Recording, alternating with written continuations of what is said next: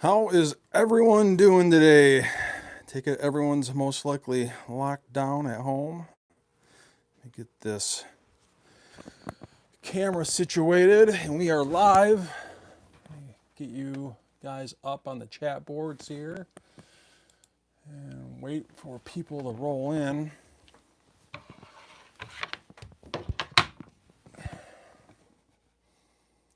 So we are going to finish the brass prep for 6.5 Grendel. Eagle Eye Shooting just rolling in and saying, hey Todd, how you doing, my friend? And talking about amazing channel, Eagle Eye Shooting.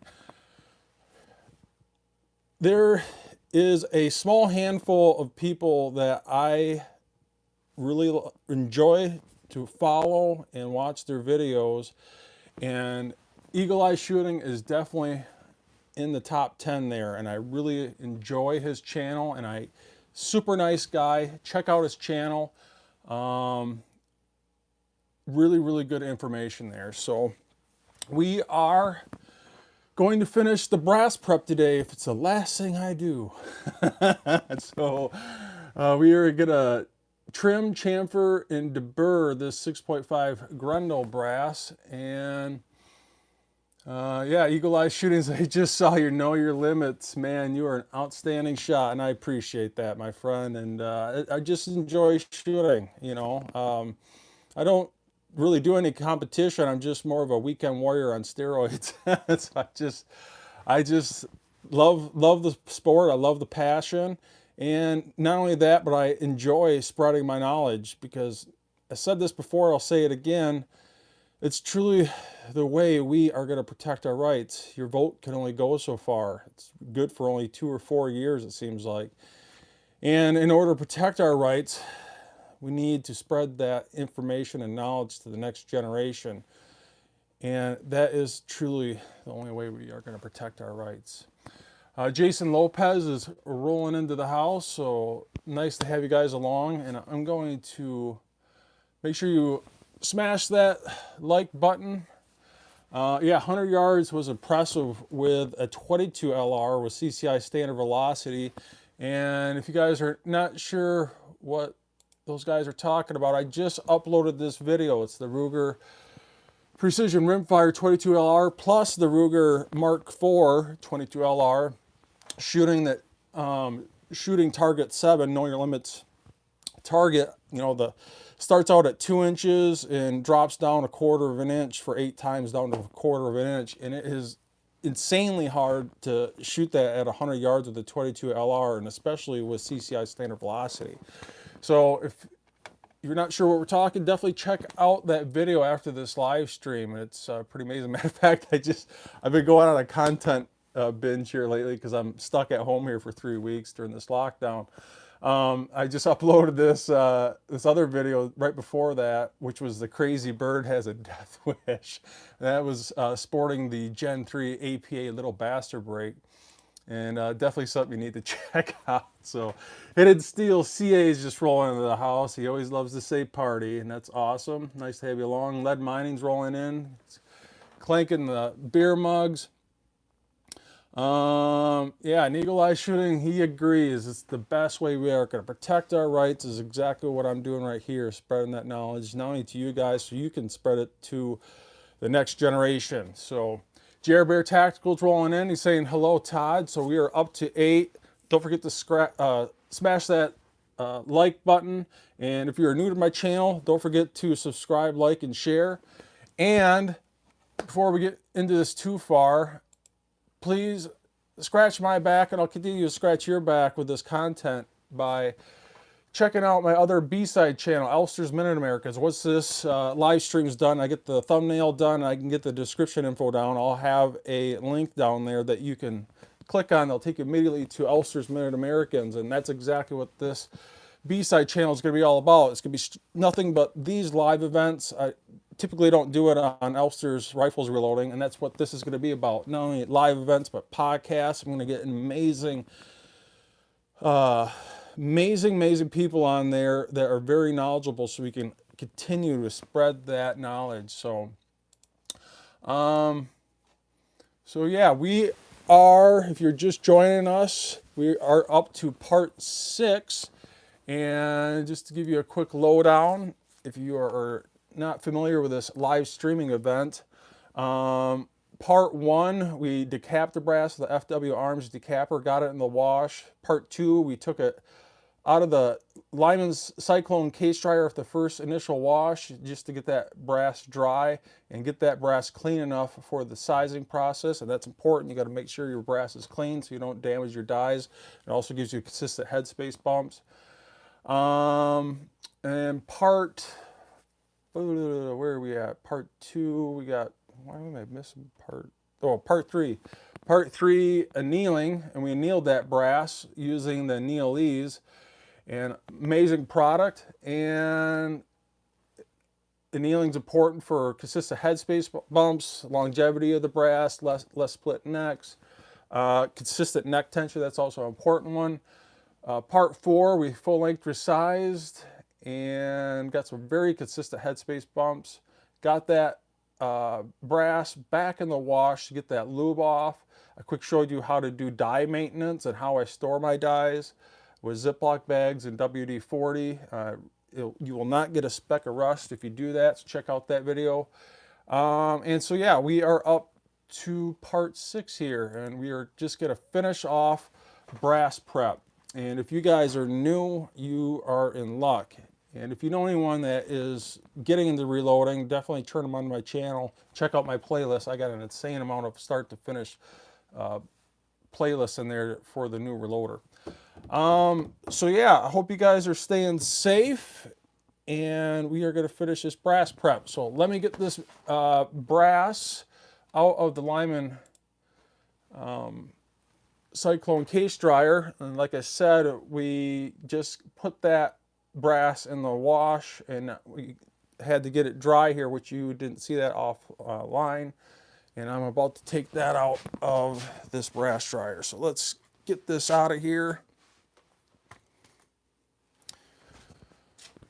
And I just want to show you guys this. And this is with no stainless steel media. I know some of you guys have been following this. And this is with 0 stainless media. And this is, you got to make sure you're using Dawn and Lemmy Shine. And I'll try and do this without spilling all this brass all over the floor. Which of course I'd probably do that live, of all things. But man, you could see how shiny this brass is. And I'll see if I can get this focused in here for you guys. And also, these primer pockets are pretty darn clean. And that is with no pins.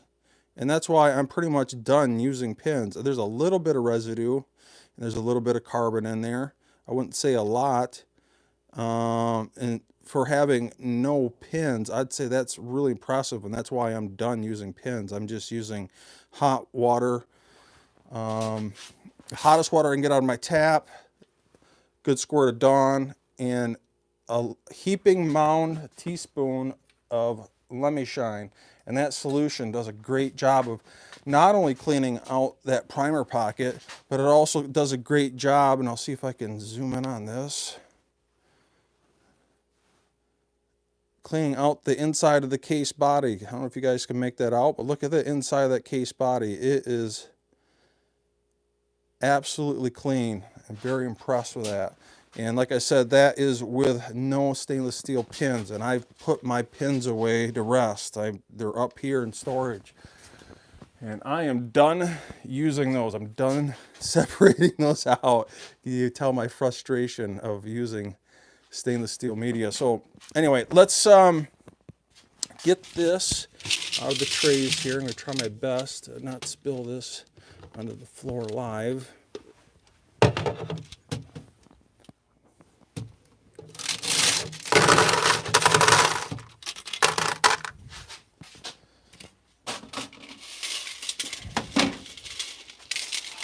You guys are watching this being reloaded exactly how I do it. You guys aren't missing a single step in this live video series. And if you guys are new to the game, you are an absolute treat. And if you did miss the other 5 parts, you could definitely go back and watch those. And if you guys are just joining us, once this live event's done, this will be up on my channel forever. Well, at least until YouTube's around or doesn't delete my channel. So anyway, that's funny. Good stuff. So let me check out the chat boards here, make sure I am not missing any of your chats. So let's see here. Good, nice way of having a big screen right at my all right. So Gates Jr. Reloading. He's like, I like my SHIT clean. I don't know if I could say that live or not, but whatever. So Cam 413 is just rolling in saying hello again, everyone. We're up to 11 people live here, and if you guys are just joining us, just like the title says, we are up to the end of brass prep. And I don't know about you guys, I don't like brass prep. It sucks. And we are going to trim, chamfer, and deburr this brass. Now, if you guys have watched some of my videos before, you know I'm a huge fan of these World's Finest trimmers. And they're inexpensive. You can usually get them about 50, 60 bucks. And this is actually the World's Finest Trimmer 2. I actually started out with the World's Finest Trimmer originals.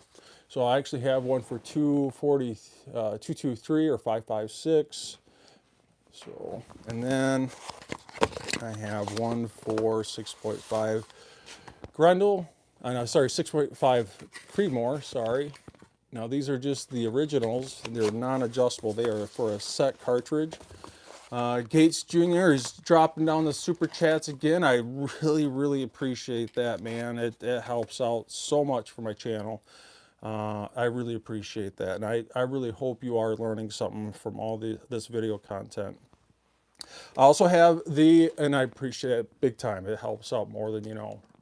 I also have the 308 World's Finest Trimmer. And this is non-adjustable too, but with that in mind, you can actually use the 308 World's Finest Trimmer for a variety. Just because it says 308 on the side of it, you can also use it for 243 or any parent cartridge of the 308 cartridge. You know, you can use it for, like I said, 243. There's a couple other ones. I'm not sure what they are off the top of my head. But you can readjust this, and it's kind of a pain in the butt, and it's nice to get a set it and forget it situation. And that's where the World's Finest trimmer, and let me get you guys up close and personal so you can see this better.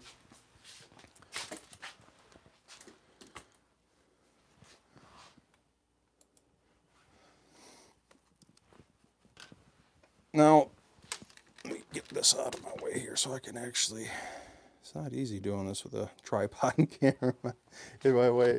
But this is the World's Finest True Trimmer. Wow, I'll say that 5 times fast. And it comes with these parts. It comes with a little chunk of wooden dowel. And it comes, and you can buy, it doesn't come, but it comes with these different inserts. And right now I have the 6.5 Grendel insert. I don't know if you guys can make that out there. Let's see, let me try and zoom in on this. 6.5 Grendel insert, and I'm actually going to knock this out.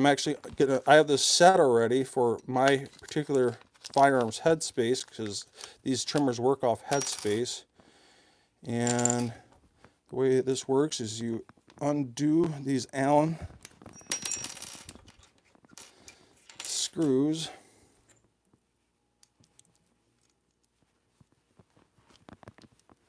and you pull this trim bit out. So here's the trim bit. So if you can make that out. And this little chunk of dowel, you'll insert that inside and you knock this out, and it knocks that insert out. And it's in there really snug, and that's why they give you that little chunk of dowel. And this is for the 6.5 Grendel. You can buy these separately, and off the top of my head, don't quote me on this, but I believe these are roughly about 25 bucks, 20, 25 bucks. And then I also have a Ruger Precision 243 rifle, so I got this 243 insert. And you can, there's a ton of damn near every cartridge known to man inserts that you can insert into this main body of the World's Finest Trimmer 2, and that's where this really shines in comparison to a standard trimmer. Now, if you want more of a trimmer from Little Crow Gun Works, that where you set it and forget it, you don't have to keep on screwing around with it, you might want to get the original, so you can just set it and forget it. You know, less time screwing around. But with the World's Finest Trimmer 2, what you can do, and what I have done, and I would advise you to do this if you keep on, if you plan on getting one of these, is you can make a parent cartridge. Now you got to remember, these trimmers work off the headspace. So if your headspace is off, your trim length is going to be off. And I can actually insert this into this insert, and you can see here that this works off the headspace. It rides off the shoulder or the datum line of your headspace. And if your headspace, and the headspace is the distance from the very bottom of the brass to the middle of the shoulder or the datum line, if that headspace is off and it's all over the place, your trim lengths are going to be all over the place. And they're all going to be all the way, they're going to be off. And the more, the inconsistencies in trim lengths means inconsistencies most likely in the length of your neck. And if one piece of brass has more length in regards to the neck in comparison to the necks, that one piece that has more is going to have more neck tension than one that has a shorter neck on it. And that's where that word, I keep on going back to it, consistency, comes into play. So let's get this back in, and these go in pretty snug. So I'm going to push that down so that you can see how easy that goes into the main body. So I'm going to put this away, and that's why I make this parent master cartridge. Now, if you guys have been watching this series and you know how important I keep on beating that drum of using bump gauges, I know exactly what the headspace is. I'm not guessing by just putting in my die until it touches the shell plate and giving it a quarter turn, or using case gauges. I use bump gauges. I know to the T how much I'm bumping this back from fire form, and because of that, I know that this piece of brass has a 3/1000ths of an inch bump from fire form. And this, once I set this up on the trim, it's set for this headspace. And it's very important. If I get another piece of another firearm completely, same 6.5 Grendel, but it has a completely different headspace, say like it needs an extra 3/1000ths of an inch bump, and I put that into this World's Finest trimmer that's set up for my other 6.5 Grendel, it's going to trim that brass damn near another 3/1000ths of an inch. So if you have multiple firearms of the same cartridge, you might want to get separate World's Finest trimmers if the headspace is way off. If you're going to bump that headspace for multiple firearms of the same cartridge and the headspace is pretty much the same, then you don't need to worry about it. And the only way to truly know that is to use a bump gauge. If you use a case gauge, or you just give that damn die a turn from touching this shell plate a quarter of a turn, you're guessing. And I hope I've proven that point. Now, the way you set this up quick and easy is, you can notice I actually had this little piece of brass in here. And let me, if you guys have been following this series live, let me get my headspace gauge on here, and the 6.5 Grendel uses the the .350 insert. Let me get this in here. I'm gonna prove, I love proving points, man. It's just, I don't know why. Just kidding. Okay, first things first, before I do anything, this is important too, is double check make sure your batters are fresh. So we got this zeroed out. I have this one piece of brass, and you guys have most likely seen this. I know for a fact that this piece of brass is exactly 1.750 inches long. So let's double check and make sure that this is reading accurately. So we know that my calipers are reading accurately, and your battery's not dying. That's the first thing you should always do. And we'll get this anvil in here. Get the bump gauge.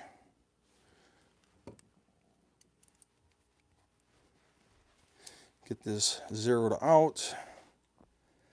All right, so if you guys have been watching this channel, you'll know that we've been bumping this 3/1000 of an inch from Fireform. It Fireform's at 216, and I got this bumped to 213, 3/1000 of an inch. It's perfect. We're not guessing with a case gauge. And this is my parent cartridge. It's the exact same headspace as this brass that we just resized.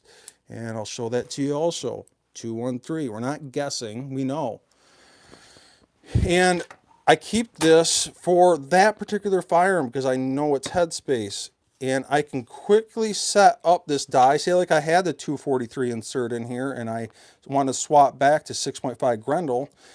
I can now use this parent master cartridge. You notice I had it in here with the Allen wrench. I could take this out and we insert this master parent cartridge that's based off of my firearm's headspace, and we just let gravity do its work. We don't ram this down, and we take the trim bit and we do the same thing. We let gravity do its work, and we don't ram that down either. And once that is set up, we tighten up one side just to hold that trim bit in place, and we tighten up the other side, and then come around the other side with the other side of the wrench and give it a good torque so that this doesn't come loose, because it will if you don't do it during the trimming process. So give it a good torque so that trim bit doesn't come loose. And now that's how easy you can quickly set this up, and I'm going to verify this on the first couple pieces to make sure that this trims correctly. So let me put this stuff away here, and I keep this in my little World's Finest Trimmer 2 box here. Now this is set up for my particular firearm, the PSA 6.5 Grendel upper that I'm using in this series. And if you guys have been watching this, and I have a playlist in it on that firearm in my playlist area, this trimmer is set up for that firearm. This brass is set up for that firearm's headspace, and now this trimmer is set for this brass headspace for that particular firearm. So let me check out your comments here quick before we move on. I just want to make sure I'm not forgetting or missing anybody. And so Gates Junior Reloading wants me to blow him a kiss, and that's something really special. I suppose if you're dropping super chats, that might be something I have to do. Who knows? So Jerry Bear Tactical is saying, yeah, those trimmers are nice. I have too many cartridges that I would have to buy an individual trimmer for, and that's why I went with the Frankfurt Arsenal case trimmer, and it works.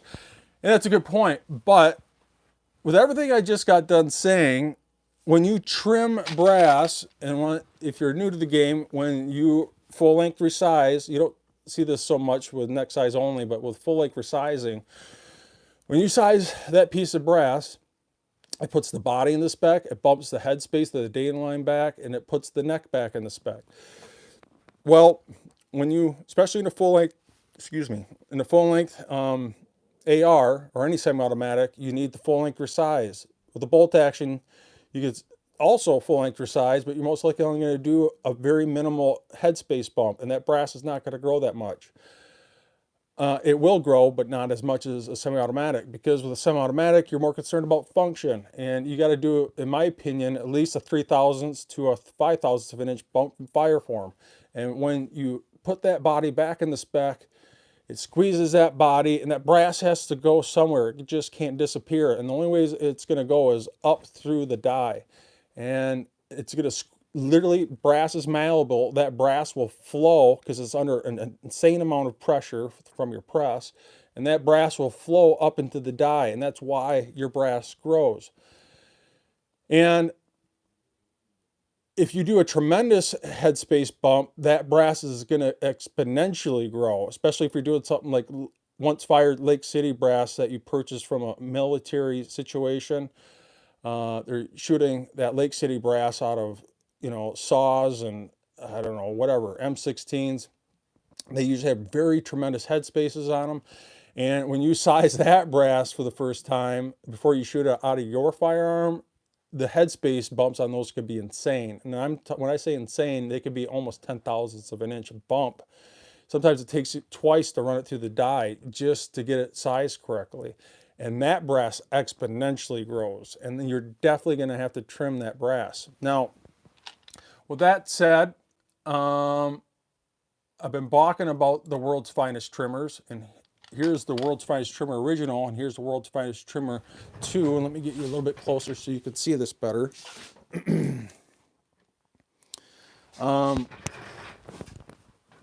And this is Little Crow Gunworks. So, and I have a collection of both the originals, and I just shown you how to use the world's finest trimmer 2, but I would be doing a disservice if I didn't show you this. And this is the Ground TryWay trimmer. And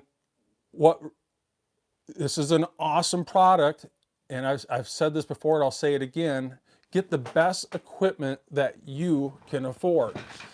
And if you can only afford a world's finest trimmer, or say you want to use just one single body with inexpensive inserts, this might be the option for you. You know, you don't have a tremendous amount of money and you can't keep on dropping $60 on a original world's finest trimmer for, say you got 10 cartridges. You know, obviously 10 times 60 is $600. It's a lot of money. But you can get the world's finest trimmer 2, where the body, I believe, is also $50-$60, but these inserts are only, I think, 20. I don't know. You'd have to check. Don't quote me on that, but I think they're like $20-$25 a piece. So rather than paying $600, you might only be spending $300 to $400, maybe. Now, these are awesome. I love the world's finest trimmers. I use them. I don't plan on changing them. But with that said, when you trim this brass, it puts an insanely harsh cut on the case mouth opening. And that case mouth opening, because of that harsh cut, you never want to reload that. You need to do more brass prep. You need to, I'm about to show that to you here. Once you trim that brass, you need to deburr the outside of that harsh cut so you don't, and that's important, it puts a bevel on the outside of the case mouth opening. So when that piece of brass is inserted into the chamber, can you imagine a harsh cut on the outside of that case mouth opening and you didn't deburr it, and there was a burr on it, or just the harsh cut itself alone?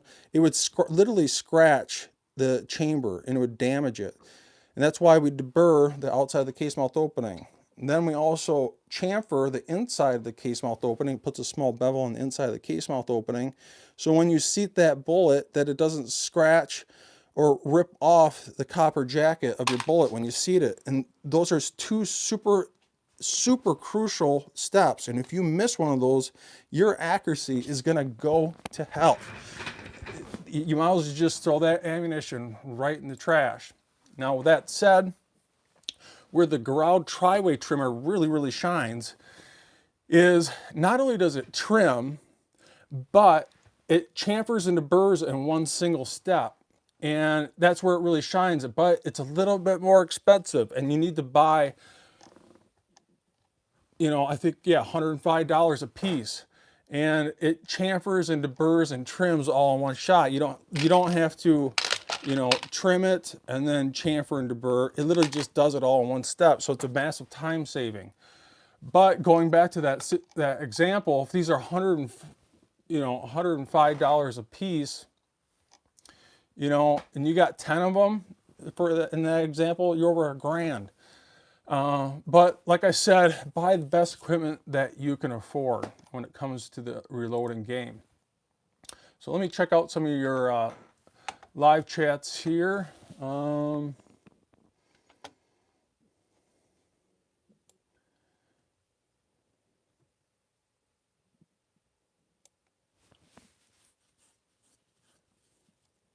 So Gates Junior Reloading is saying is the ogive, I think that's what you're saying. And if they're not uniform trimmed, everything is off, including your overall length. So trimming, inconsistencies in your trimming doesn't doesn't affect your overall length. It doesn't affect your coal. It does affect the length of the neck. So keep that in mind. If you have inconsistencies in the length because your trim lengths are off, that's going to be off. When you see the bullet, it's literally from the base of the brass to the stem, and that inserts it. So that doesn't really affect your overall length. So Jerry Bear Tactics is saying the Hornady comparator is the only way to go in my opinion, and I completely agree with that, especially if you're doing a bolt action and you're not limited to magazine length. You definitely should be measuring off of ogive and not coal or off the tip of the bullet, and that's really important. Jerry Bear Tactical.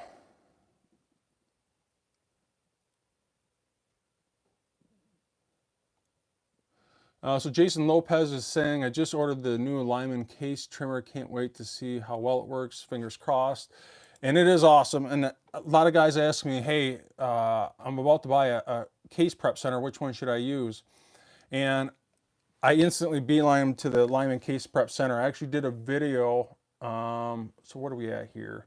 5, 10, so 12 videos ago. 1 week ago, I did a video on the Lyman case prep center showing you how to use it and why you should use it.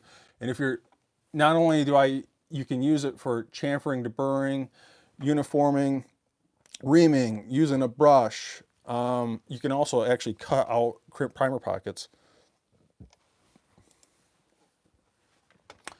Let's see here. I'll make sure I'm not forgetting one here. So Jason Lopez is saying frying bacon watching Todd reload. Life is good right now. Hell yeah, man.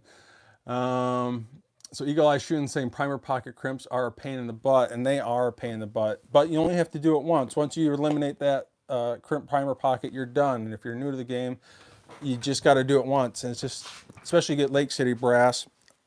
When I first initially got the Lyman case prep center, I actually used to cut them out with the chamfer, the inside chamfer bit here, and then I'd follow up with the reamer. I also have this Dillon Super 600 here for swaging brass. And there's a ton of different ways to do it now, but back then that was pretty much the only two real options when I first started. And once you do it, you only have to do it once. So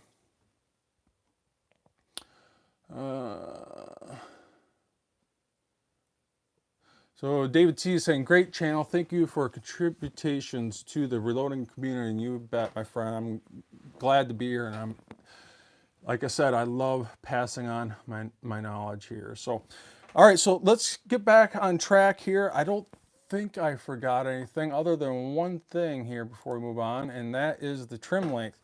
So let me get you guys up close personal so you can actually read this.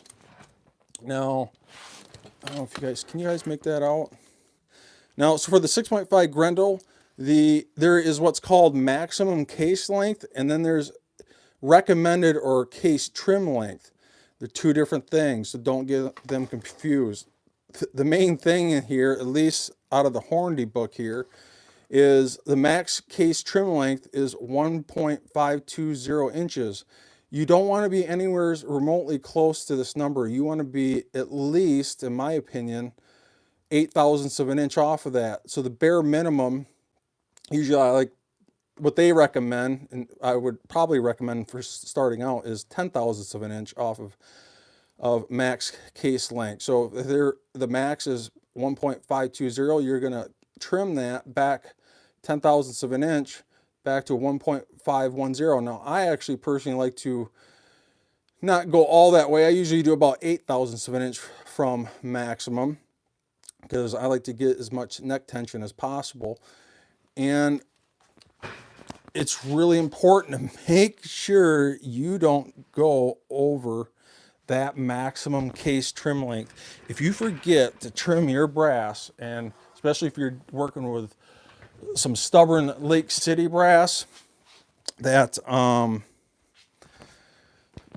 you need to excessively bump that headspace, and that brass is going to exponentially grow, and you forget to trim it, I guarantee, at least in 308 and 223 Lake City brass, the first time you get it and resize it, and you bump that brass 10 thousandths of an inch damn near, that case length is going to be exponentially over maximum. And if you reload that, and that round goes into your rifle's chamber, you will damage your rifle's chamber.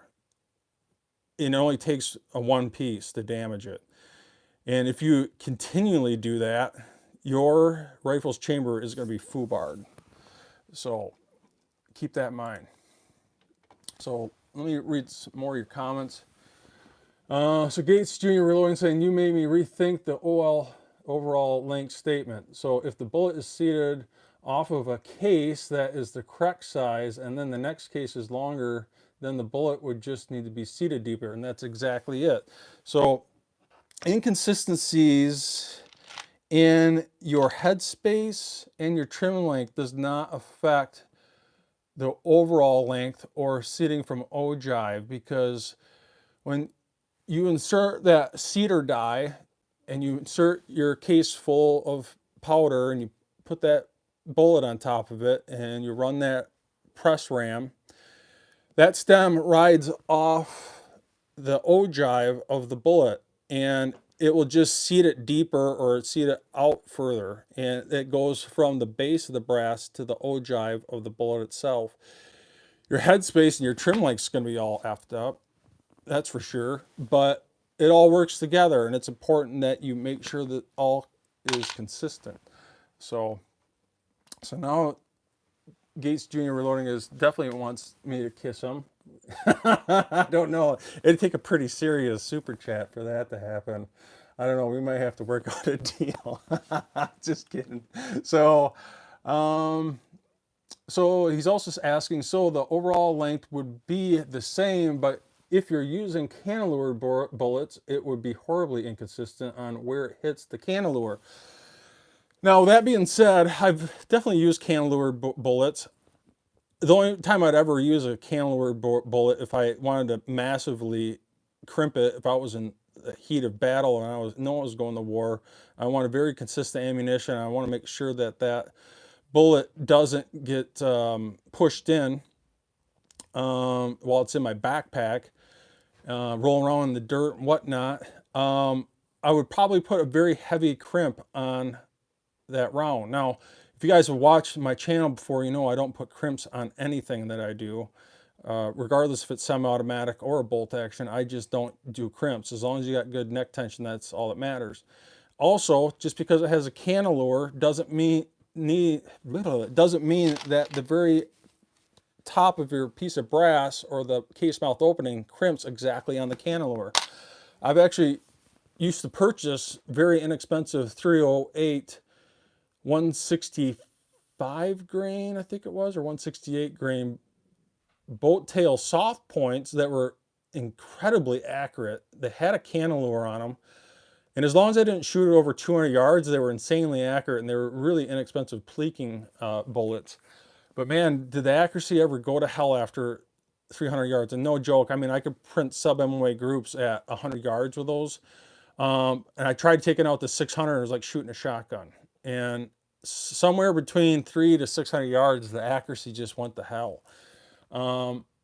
Because they just weren't a match grade bullet. They had a soft point tip, cantilever. They did have a boat tail, but it doesn't matter. They're just not a match grade, you know, boat tail hollow point or something like an ELD with a ballistic tip. So, Jeff Calvert says, I crimp for my Grand, and some of those older semi-automatics you definitely might want to crimp for, but I just never done it and probably never will. And if you do crimp, and this is a good point when it comes to trimming your brass, is crimping is 100% based off the length of your brass. If your trim lengths are off because your headspace is off, now your crimp is going to be off. And why is that? Well, like I mentioned before, when you trim your brass, especially with the world's finest trimmer, something like a Ground TryWay trimmer, it uses the datum line or the headspace to set the trim length. So if your headspace is off, your trim length is going to be off. Now your trim length is off because your headspace is off. If your trim length is off because of that, now when you go to put a crimp on that bullet, the crimp is completely 100% dependent on the overall length of your brass case. And it's going to initiate, if one piece of brass has 5/1000ths of an inch longer neck on it compared to the next, it's going to initiate that crimp 5/1000ths of an inch sooner than the next piece. And that piece is going to have a massively heavy, more crimp on it in comparison to the other one.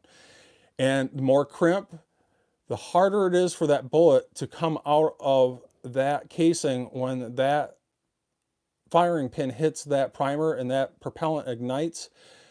It's going to have more velocity and it's going to impact paper higher compared to the one that had less crimp. And that is why I don't crimp when I'm doing precision rounds. I don't feel the need for it. I've never had a bullet push in, and I'm talking thousands and thousands and thousands of rounds.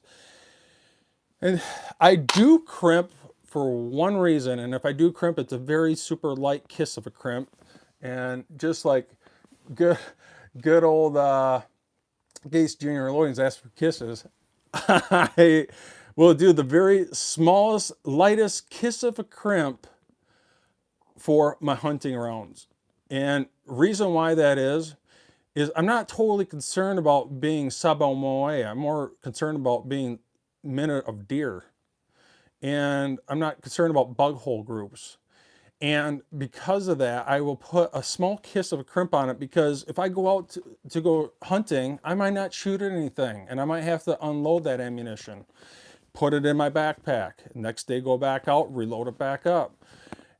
Once again, I don't get anything that hunting trip. I take that round back out. Well, that's a reason why I probably put any type of crimp on any type of ammunition. But when it comes to precision reloads, 100%, I'm not going to do it.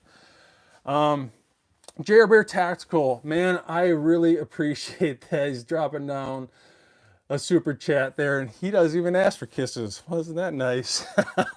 So I'm just razzing there, Gates Jr. Reloading. So once again, I appreciate that, guys. It helps out, and I hope you guys are learning stuff from these videos. So yeah.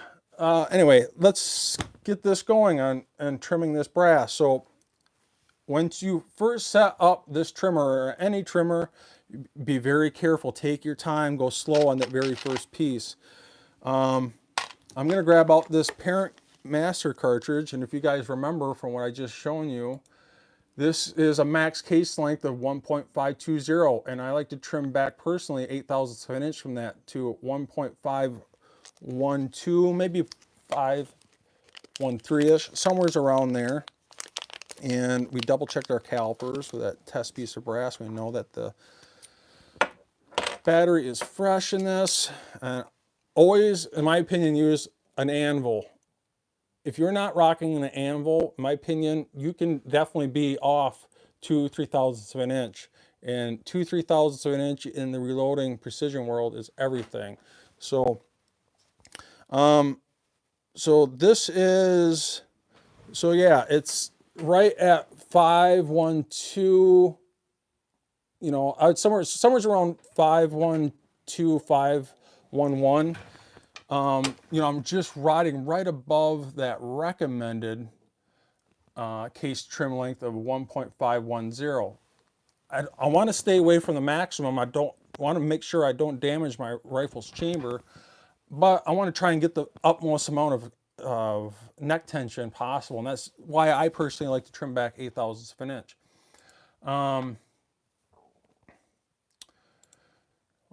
They keep on hiding your chats there, Gates Jr., because you constantly want to give me a kiss. So anyway, so that's why I do 0.08 of an inch. So like I said, let me put the parent cartridge away. So Eagle Eye Shooting saying, or the sizing operation is consistent. So yeah, everything, like I said, everything is based around that word consistency. So now this is brass. It's on its brass. Let me double check here. So yeah, that's why you keep information cards. This brass is on its 4th fire now. The old reloading card said 3 fired, and now we are up to the 4th fire. And sometimes, most times, that brass won't get trimmed again, or it might take several firings till it needs to be trimmed again, especially if you're using a bump gauge and not a freaking case gauge. You know the fact that you're bumping that brass from fire form 3/1000 an inch, and you're not bumping it damn near 8/1000 an inch because you're using a case gauge, or something even more ridiculous by just screwing down your die until it hits the shell plate and giving it a 1/4 turn and bumping it maybe even more than 10/1000 an inch, and you're constantly excessively over bumping that brass, and every time you bump the brass, that brass has to grow exponentially because of it. And then you trim it down and you fire it again, and then you repeat that process over and over and over, and you're just killing the life of that brass. Also, you're killing the precision of that ammunition. And man, I can't express in words, these steps that I'm showing you are super, super important. And I know everyone has their own method, their madness, and everyone thinks their method, their madness is the best way. I just hope you guys are learning something from this. So yeah, let's get this going. So let me chuck this up in my drill.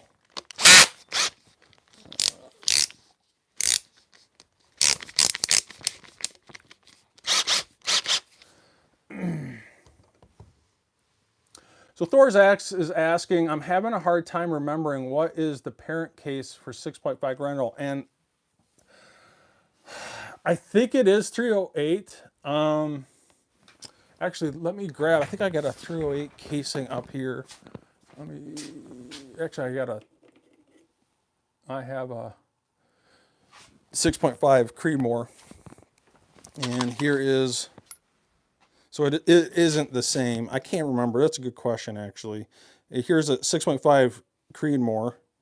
Let me get some better light in here so you guys can actually see this. So here's a 6.5 Creedmoor, and then here is the 6.5 Grendel, and it is different. It definitely is different.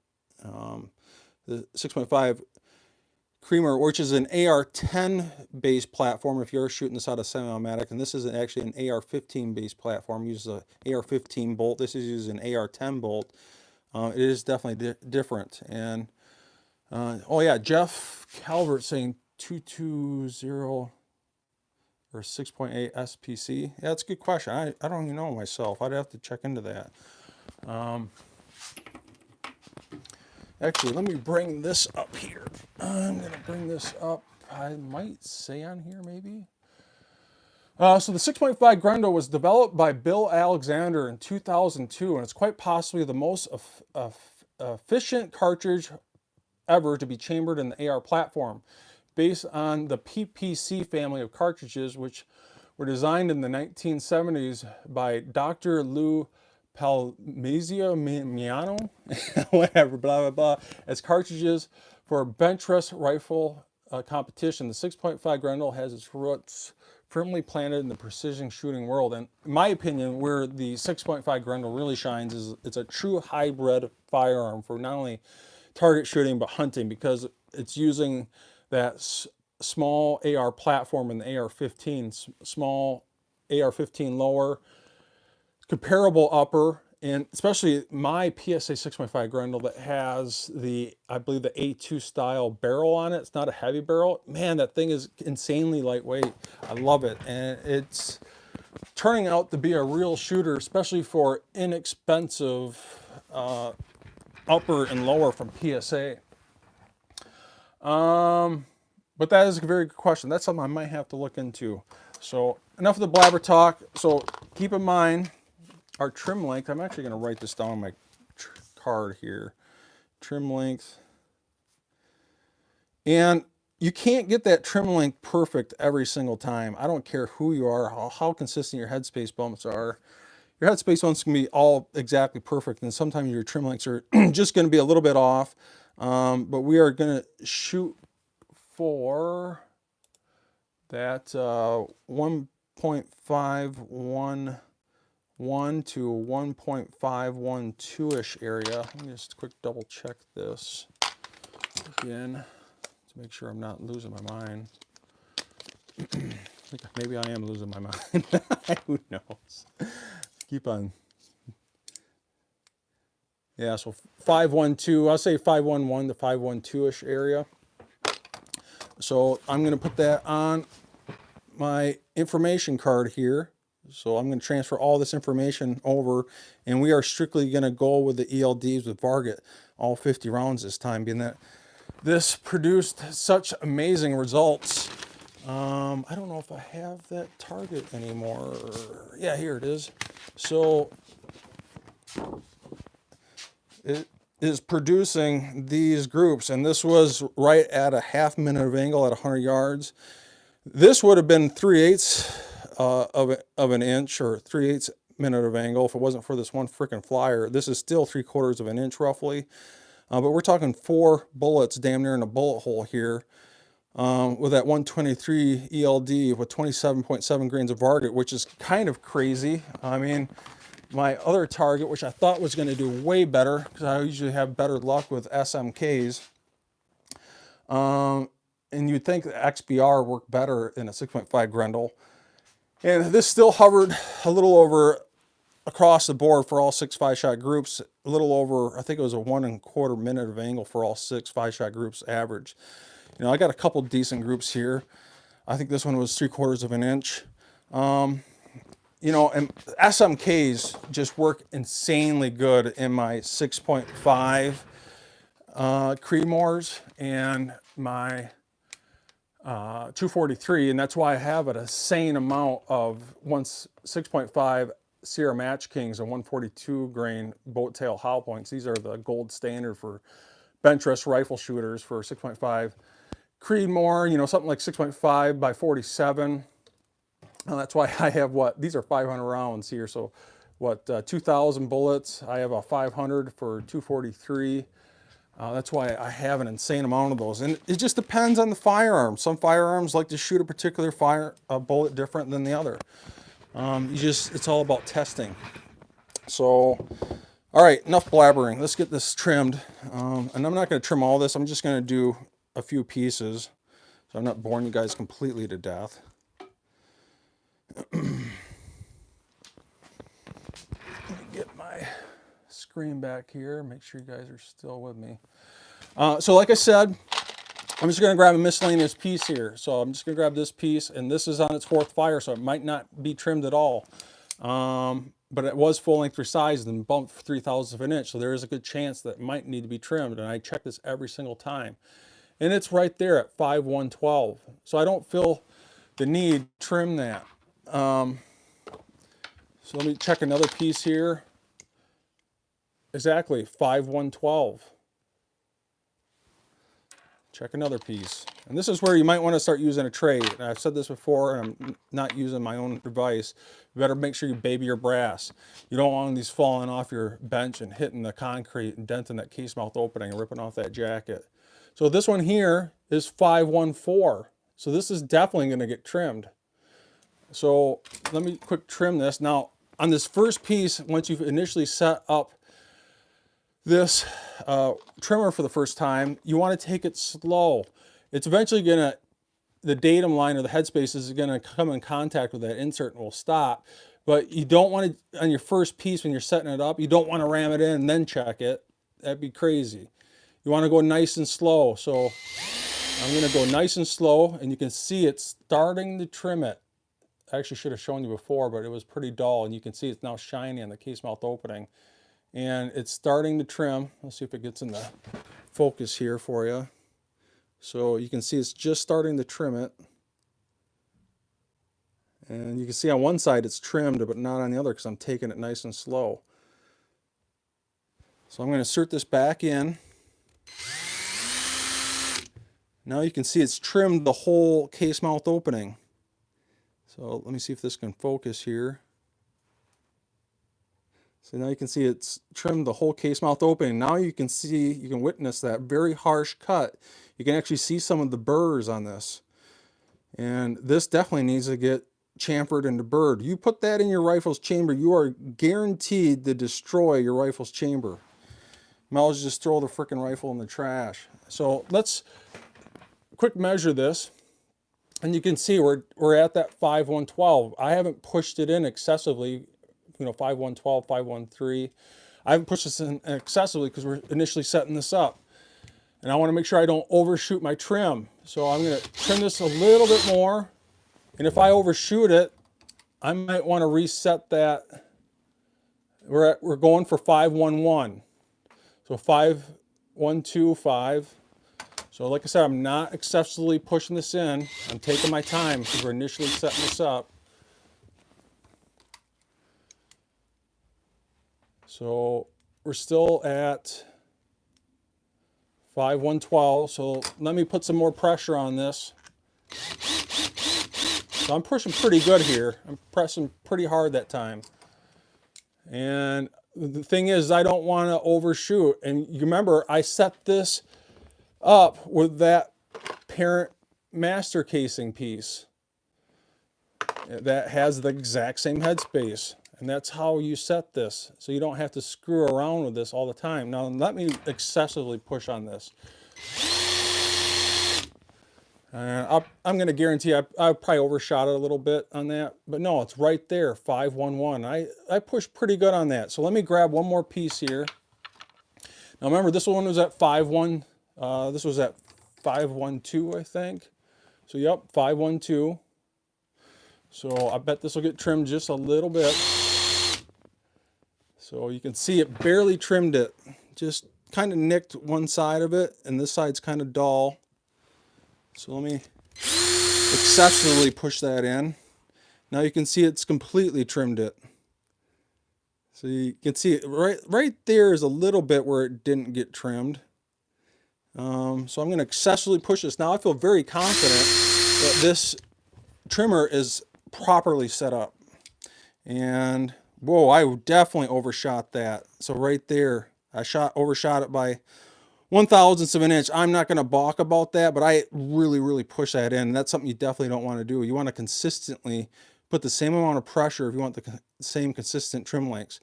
Now, did I overshoot it? We're only talking 1/1000th of an inch. It's not going to affect accuracy. Now, if I overshot it maybe 5/1000th of an inch, that might be a different ball of wax here. But let me grab one more piece here. So we're at 512. Now, I'm going to consistently insert this with the same amount of pressure. I'm not going to ram it home. And this one's probably not even going to get trimmed. Yeah, so I put in a really good amount of pressure on that. And you can see it's barely nicking it. So, and this one here is, yeah, that overshot it too because I was really pushing on it. So 5105 miles, just say 511. So that's good. Let me grab a couple more pieces here. Now I'm just gonna consistently push these in. I'm not gonna ram this home. Let me quick measure this. So this is 5115. Probably won't even get trimmed. So yeah, just barely nicked it. So yeah, 511. I'm just gonna stick with that. Let me see if I can find one here that's got a good amount of brass growth on it. See, this one is, yeah, I don't think any of these are gonna get trimmed. Like I said, these are on their 4th firing, and that will happen. And then you know what that means? That's a good thing. You know what that means? It means you're not excessively bumping your brass. If you're constantly lobbing off an insane amount of brass every time you go to trim it, that is a very good sign that you're overly bumping your brass. Here's one. So here's 514. So 514, I'll show you here. So 514. So I'm not going to overdo this. So nice harsh cut to the case mouth opening. Get that in focus here. So you can see we still need to chamfer the inside of the case mouth opening and deburr the outside. And right there, 511. And guys, if you're doing brass prep by hand, trust me, you guys, the only thing you're going to end up with is arthritis. You're gonna get arthritis. Your hands are gonna hurt so bad. I don't know. I'm not gonna do all these other pieces. I bore you guys to death sitting there to trim. You guys watching me trim brass. But let me show you how I use the Lyman Case Prep Center if I was to trim all this on these 5 pieces. And some of these pieces, and let me show you here. Most of these pieces are trimmed because that's just demonstrating. So most of these pieces are trimmed, but this one here is partially trimmed, and you can see like this one's trimmed. So this one's trimmed here, this one's trimmed, this one's trimmed, this one's partially trimmed. Can you make that out? Right on the side here, it's partially trimmed. And this one here is fully trimmed. And that will happen when you're reloading. And even if it doesn't, let me grab one that's under, right up, I know for a fact it's not going to get trimmed. These are all 511. I mean, they're literally every single one's coming out the 511. So I'm just going to stick with this. They're literally all 511. And that's a good sign that I'm not overly excessively bumping my brass. So you can see, let me try and focus in on this. That's what's called peening of the case mouth opening. And it's not going to get trimmed because it can't get trimmed, but you know that I don't use stainless steel pins or stainless steel media, and you'll still get slightly what's called peening of the case mouth opening when you use a wet tumbler. That will happen because those pieces are just jostling around. They're banging into each other, and the pieces of brass are literally banging into each other, and that's where that peening comes from. I mean, they're literally rolling around against each other, and they're banging against each other, and that's where that peening comes into play. And more times than not, that won't affect your accuracy. But what I do just to make sure that that is not an issue, because you know how anal I am about my reloads, and some people literally call me the mad scientist, is I will still chamfer slightly. I mean slightly, touch it, slightly chamfer and deburr, regardless if it gets trimmed or not.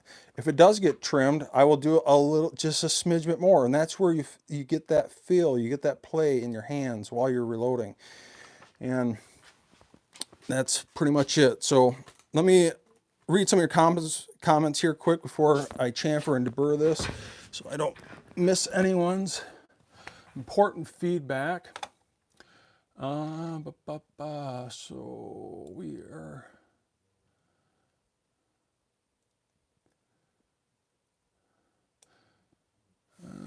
So that's about it. It looks most of you guys don't have any real comments rolling in here. So if you guys are new and you got any questions, let them rip. So Jared Bear Tax is saying it also means you're annealing your brass correctly, improves that annealing works, and that is it all comes together. It all comes together. I can't stress that enough. Consistency on everything you do. Consistent annealing. That's why we use a machine, to make sure that the machine gets the brass out of the flame within a split second. It only takes a half a second to overly anneal that brass using, in my opinion, the glow method, which is fine. I know some people use Tempolac. One reason why I don't use Tempolac is I think it's just too much screwing around. Also, you're not getting that heat all the way through the case, in my opinion. If you're reloading something like a 30-06 that has a much thicker case body than a 223, you're going off the Tempolac temperature, and you're not literally watching the metallurgy of that brass glow all the way through. And it definitely takes roughly an extra second and a hotter flame to anneal 30-06 in comparison to something just like a 223. Consistency with that, and then using that consistency to get a consistent headspace bump, and then making sure you're getting a consistent headspace bump so your trim lengths are working out correctly. It all comes together when you're making precision reloads, my friends. So Thorzak saying I use the glow method, and if you don't know what I'm talking about, check out this last part here of Annealing Live. Where is that? It's right here. So live annealing part 3. check out the description box of that video. I actually have a video from Primal Rights Annealing that I learned that from in regards to the glow method. I didn't come up with it. I learned that from Primal Rights Annealing, and he kind of goes into the science of why you go off the glow method and why he doesn't use Tempolac. And obviously he does it and I do it, so because it's quick and easy. You're not sitting there screwing around with Tempolac nonstop, driving yourself crazy like you're making some type of science project. That's why I do it, and it's just quick and easy. But check out the description box below, or you can just search Primal Rights Annealing. It should come up with that, and go further detail in regards to the glow method. So let me show you quick what I do here with the Lyman Case Prep Center. And I kind of touched base with this already if you've been watching my channel in regards to the Lyman Case Prep Center video, but being that we're finishing off brass prep here, I'm only going to do 5 pieces here. Now, you know that I do not use stainless steel media, and because of that, my primer pockets might be a smidge bit more dirty in comparison to using stainless steel media. And let me quick show you the primer pockets here of just a miscellaneous piece.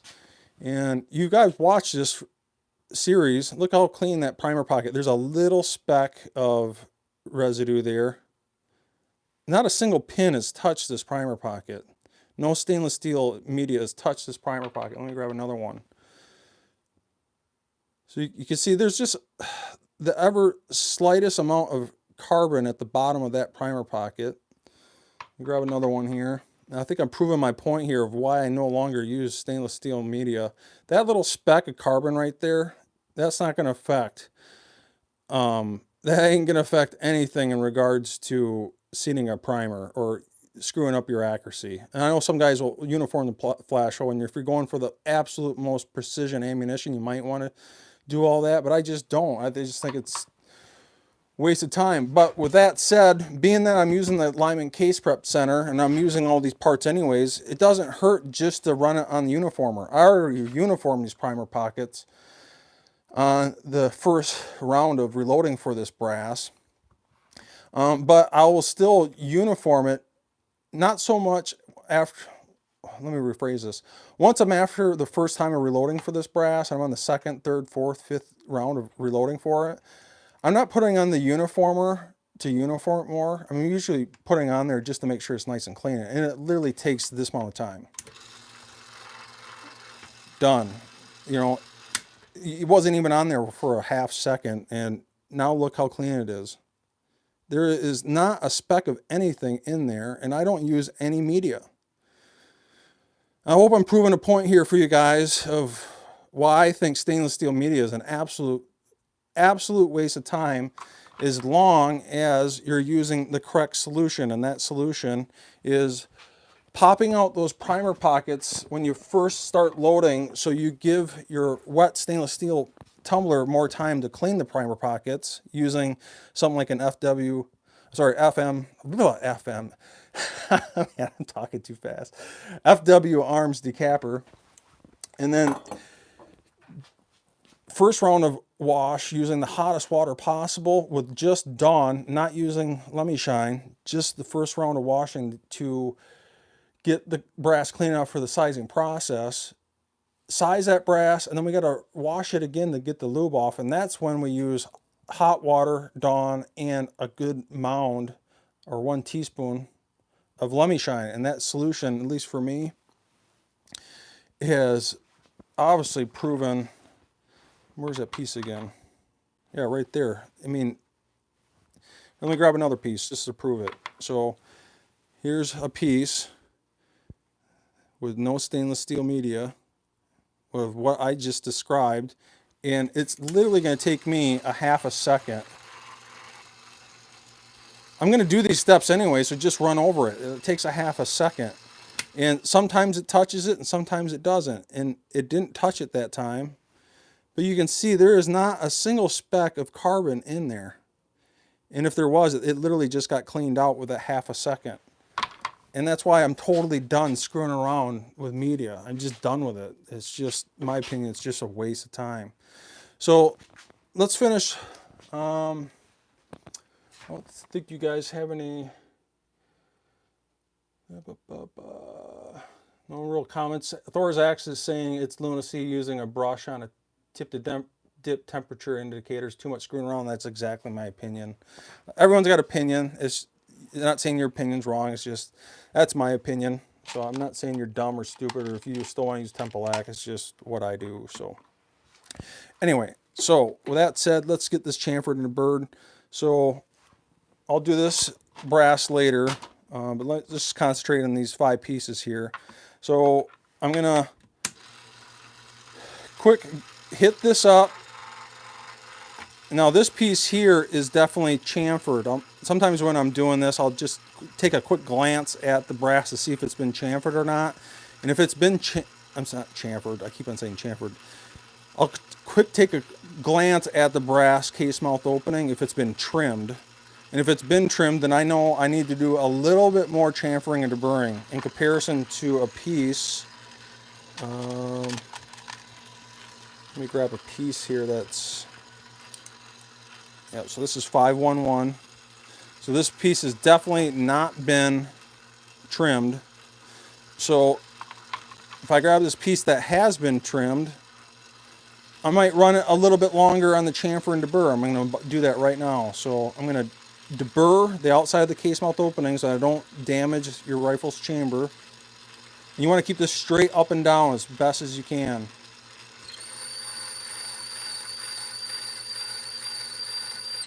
And that's it. And what it does, it just cuts the burrs off the case mouth opening, and it puts the ever smallest, slightest bevel on the outside of the case mouth opening. It's so small you can barely see it. And that's just going to ensure that you don't damage your rifle's chamber. Now we're going to chamfer the inside of the case mouth opening, so when I seat that bullet, it doesn't strip the copper jacket off the bullet. You put one scrape or nick, or definitely scratch the copper off that bullet, the accuracy of that bullet is going to go to hell. So once again, you're going to run this straight up and down as possible. Now you don't want to overdo this. You don't want to ram this down. You just want to get consistent, even pressure.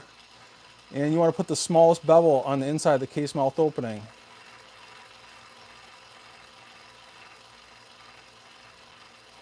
So something like that.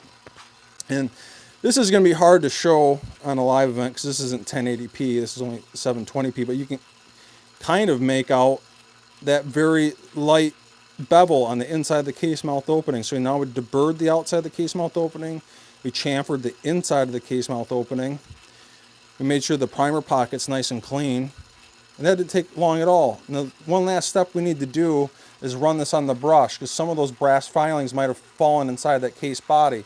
So we're just going to run this on the brush a couple times. You definitely want to make sure that these brass filings are not in the inside of that case mouth open, inside of that neck, I should say. You got any brass filings inside of that that case neck, that's going to ruin your accuracy, and that's why you do it. So I'm going to make sure I take this piece and I move it away from the other ones. So I'm going to grab this other one that's not trimmed. So you can see this is obviously, it's got a peened case mouth opening, and I'm going to run it on here for a second so the primer pocket's nice and clean. And then I'm still going to run it on the chamfer and deburr, but I'm not going to press down and do it so long. It's going to be literally just touching it. So that's it for that. And then I'm going to put the very slightest chamfer on the inside because this hasn't been trimmed.